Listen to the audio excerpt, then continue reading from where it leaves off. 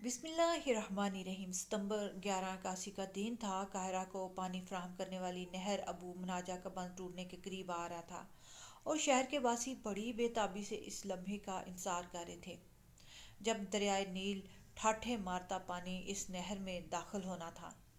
نہر کے ایک کنارے پہ قاری تکبیریں پڑھ رہے تھے اور دوسرے کنارے پر نگارے بج رہے تھے۔ مصر اور قاہرہ کے سالانہ کیلنڈر کے اس اہم ترین دن ملک کے حکمران سلطان صلاح الدین ایوبی رحمۃ اللہ علیہ اپنے پورے جاؤ جلال کے ساتھ دریائے نیل اور اس کے نہر کے سنگ پر موجود تھے۔ اس بار ان کا سامنا کسی فوج سے نہیں بلکہ قدرت سے تھا۔ مصر، قاہرہ اور تمام ممالک اور خطوں کے لوگ جن کا انحصار کسی نہ کسی طرح دریائے نیل کے پانی پر تھا، صدیوں سے ہر سال اگست اور ستمبر کے ان دنوں کا انتظار کرتے تاکہ یہ معلوم کیا جا سکے کہ اس سال دریائے نیل میں کتنا پانی آئے گا۔ مورخ جانتھن فلپس نے اپنی کتاب میں لکھتے ہیں life and legend of the Sultan Salahuddin Ayubi, انہوں نے بتایا کہ جب سلطان صلاح الدین ایوبی مصر کی اسماعیلی اور فاطمی خلافت کے وزیر اور پھر اس کی 200 سالہ خلافت کے اختتام کے بعد خود حکمران بنے، سلطان صلاح الدین ایوبی ریاست کا نقشہ ہی بدل دیا تھا۔ ستمبر سن 1181 میں اہلکار بڑی تعداد میں سلطان کے ساتھ حاضر تھے۔ شرکا میں قرآن کے قاری، امراء، سپاہی، اہلکار اور عام حاضرین بڑے ہجوم کے ساتھ موجود تھے۔ اس موقع پر خاص طور پر تیار کیے گئے خیمے میں تنظیمات کا انتہائی تفصیلی سلسلہ مکمل کیا گیا۔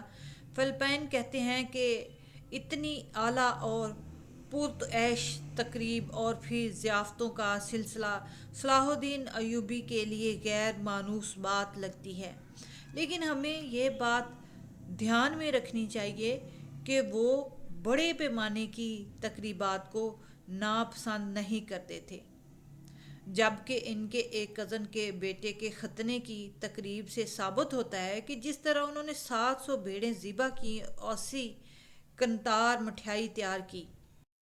ابو مناجہ نہر کا بند کھولے جانے کے موقع پر کندالیں اٹھائے لوگ ان کے اشارے سے ملتے ہی نہر و دریا کو الگ کرنے والے بند کو گرانا شروع کر دیا۔ جیسے ہی تمام گاؤں کے لوگ اور سپاہیوں نے بند کو گرایا تو پانی کی بحالی کے بعد سلطان صلاح الدین ایوبی اپنے 10 خاص سپاہیوں کے ساتھ واپس اپنی ریاست میں لوٹ رہا تھا کہ سلطان کا گزر ایک گھنے جنگل کے بیچ سے ہوا۔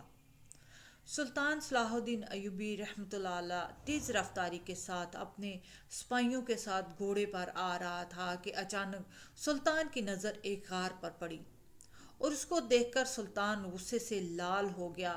سلطان کے چہرے کو دیکھ کر سپاہیوں کے رنگ بھی بدل گئے اور وہ سوچنے لگ گئے کہ آخر سلطان صلاح الدین ایوبی نے آخر ایسا کیا دیکھ لیا کہ وہ اتنا زیادہ غصہ ہو گئے۔ پھر ایک سپاہی نے کہا، سلطان معظم، ایسی کیا بات ہے جو آپ کو اتنا پریشان کر رہی ہے؟ تو سلطان نے کہا، وہ سامنے دیکھو۔ جب سپاہیوں نے دیکھا تو وہ ایک سامنے غار نظر آ رہا تھا۔ سلطان نے کہا کہ اس میں ایک عورت ریچھ کو پکڑ کر غار کے اندر لے گئی، اور اس کا تو مطلب جانتے ہی ہو نا۔ یہ سن کر تمام سپاہی شرم سے سر جھکائے کھڑے ہو گئے۔ گھوڑے رک چکے تھے اور سلطان نے اپنے ایک سپاہی کو حکم دیا، جب یہ عورت غار سے نکلے تو اس کا پیچھا کرنا اور اس کے گھر کا پتہ معلوم کر لینا، اور صبح اس کو میری عدالت میں حاضر کرنا۔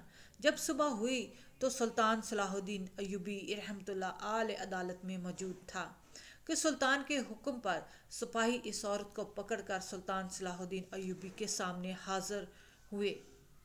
سپاہی نے اس عورت کو ایک خاص کالی چادر میں لپیٹا ہوا تھا، کیونکہ سلطان کے سامنے کسی بھی عورت کو تنگ کپڑوں میں حاضر ہونے کی اجازت بالکل نہیں تھی۔ سلطان نے اس عورت سے سوال کیا کہ تم نے وہ غلط کام کیا جس کی سزا بہت بڑی ہے۔ وہ عورت کہنے لگی، اے سلطان معظم، آخر مجھ سے ایسا کیا گناہ سرزد ہوا ہے جس کی اتنی بڑی سزا ہے؟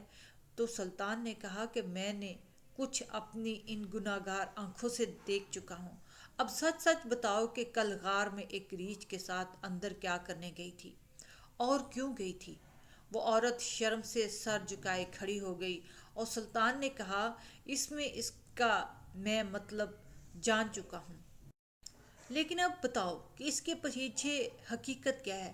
کیا تم شادی شدہ نہیں ہو یا تمہارا شوہر مر چکا ہے کہ تمہیں ایسی نوبت یہاں تک لے آئی؟ تو وہ عورت رونے لگی اور کہا، سلطان معظم، جس گاؤں کا قاضی بدکار اور غلیظ انسان ہو، اس گاؤں کی عورتیں پھر ایسا کام نہیں تو پھر کیا کریں گی؟ یہ سن کر سلطان صلاح الدین ایوبی رحمۃ اللہ علیہ نے اس عورت سے پوچھا، بتاؤ آخر کیا ہوا ہے؟ ایسی کیا بات ہے کہ جس نے تمہیں اتنے بڑے گناہ کرنے پہ مجبور کر دیا؟ تو اس عورت نے سلطان صلاح الدین ایوبی کو سارا ماجرا سنایا اور کہا، سلطان معظم، ایک دن میں اور میرا شوہر بازار سے قیمتی سامان لے کر واپس آ رہے تھے۔ بدقسمتی سے جس راستے سے ہم گئے تھے، واپسی پر اس راستے پر بارش ہونے کی وجہ سے کیچڑ تھا اور ہم جانتے تھے کہ یہاں سے ہمارے گھوڑے نہیں گزر سکتے، لہٰذا ہم نے جنگل کے بیچ والا راستہ اختیار کیا تاکہ گھر جانے میں اتنا وقت نہیں لگے گا اور ہمارے گھوڑے بھی مشکل میں نہیں پڑیں گے۔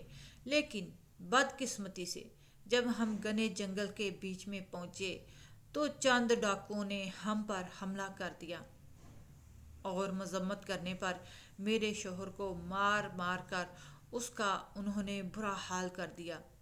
اس لڑائی کے دوران ایک ڈاکو کی تلوار میرے شوہر کے نفس پر لگی اور وہ بری طرح زخمی ہو گیا تھا۔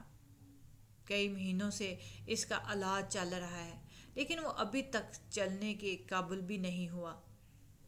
میں انصاف لینے کے لیے قاضی صاحب کے پاس گئی، کیونکہ وہ کوئی عام ڈاکو نہیں، ہمارے علاقے کے مشہور ترین ڈاکو ہیں۔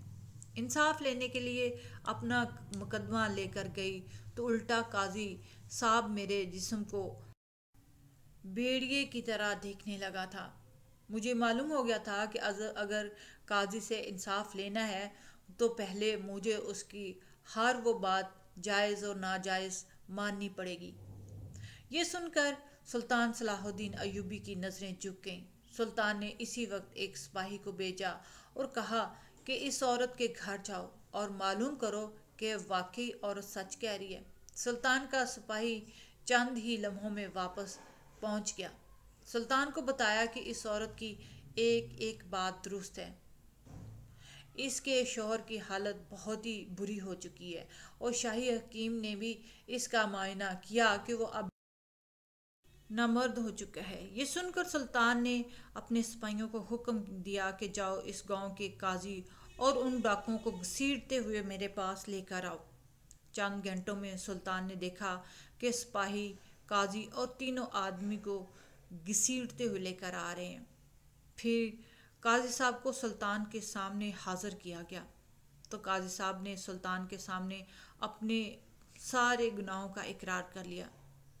اس کے بعد سلطان صلاح الدین ایوبی رحمۃ اللہ علیہ نے کہا کہ جب تک قاضی کا سر قلم نہیں ہوگا اس وقت تک اس مقدمے کا میں فیصلہ نہیں کروں گا۔